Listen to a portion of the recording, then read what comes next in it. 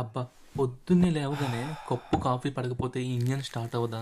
లేదా ఆఫీస్‌లో లంచ్ తర్వాత వచ్చే ఆ కునుకుని ఆపడానికి కాఫీనే దిక్కా? అసలు కాఫీ తాగగానే ఆ మత్తు వదిలిపోయి ఏదో కొండల్ని పిండి చేసేంత ఎనర్జీ వచ్చేస్తుంది. అది ఎక్కడి నుంచి వస్తుందో తెలుసా? సో, ఇక్కడే మన మెదడు ఒక పెద్ద స్కామ్ చేస్తుంది. నిజానికి మనం రోజంతా కష్టపడి పని చేసినప్పుడు మన బ్రెయిన్‌లో అడెనోసిన్ అనే ఒక కెమికల్ తయారవుతుంది.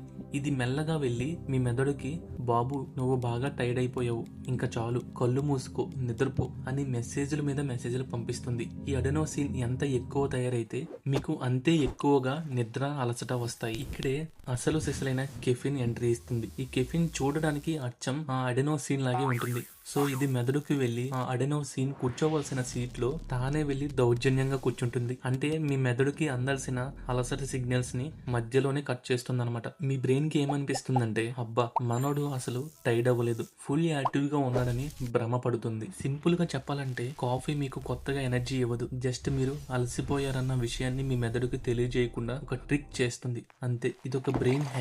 కాకపోతే లిమిట్ దాటితే మాత్రం ఆ తర్వాత నిద్ర రాక నరకం చూపిస్తుంది. సో ఎంజాయ్ చేయండి కానీ లిమిట్ లో.